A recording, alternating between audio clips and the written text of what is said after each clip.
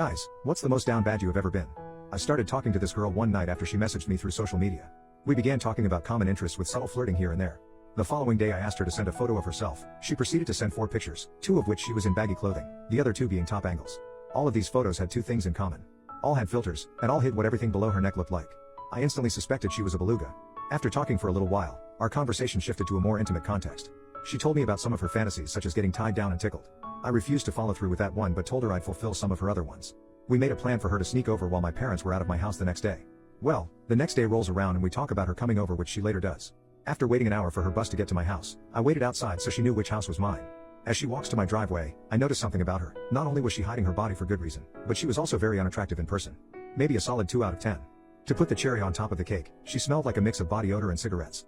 Me, not wanting to be rude as she had just traveled across town to do the devil's tango, walked her into my house and to my room. We put on a show on Netflix and began